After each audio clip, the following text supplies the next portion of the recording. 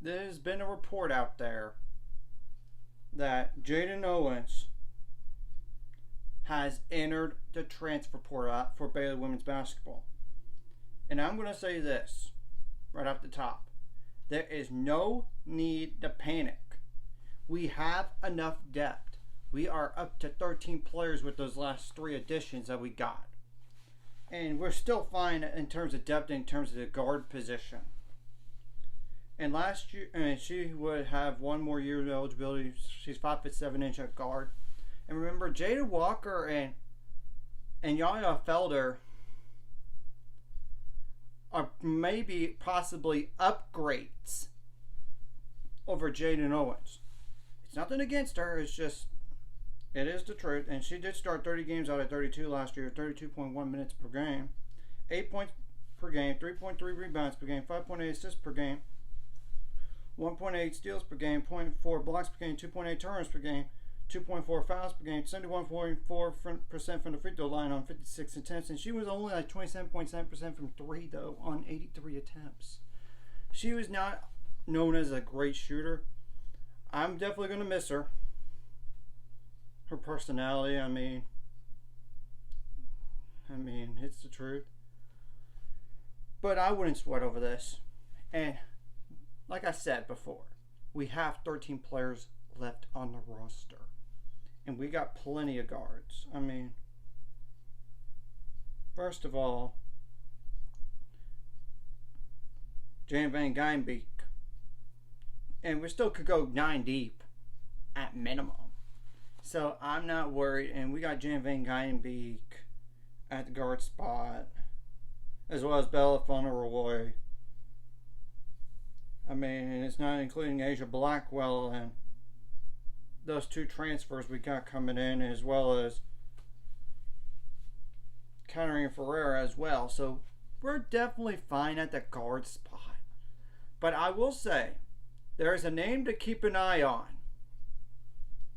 And she's from DePaul. And she's in the transfer portal. She has yet to name a top 3. It has been rumored that Baylor has been in talks with her. So, and I kind of thought Jaden Owens might move on anyway, potentially. But I wasn't sure. But you never know, because of the guard situation now. We have to wait and see on Erica Porter, potentially. That's the only other player I would think of. But you never know these days in the transfer portal. The DePaul player I'm referring to is Anessa Morrow. She's like one of the best players in the transfer portal.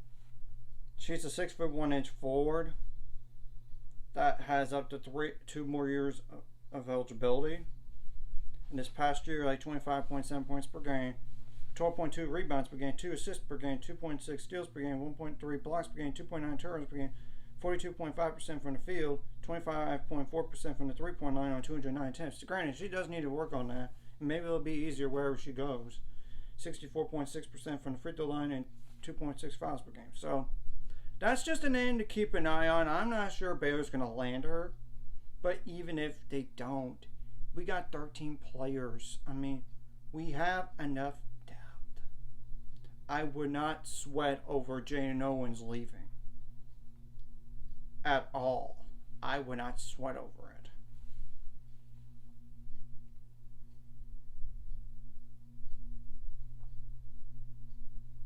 And I know she did say she was going to use her COVID year and come back. Clearly, she's changed her mind.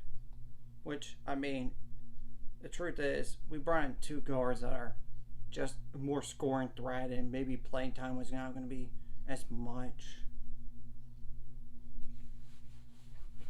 So, and from the field, anyway, Jaden Owens for this past year, 38.1%. So, I think we're getting upgrades in terms of stats. So, we're going to wait and see what else happens in the offseason here.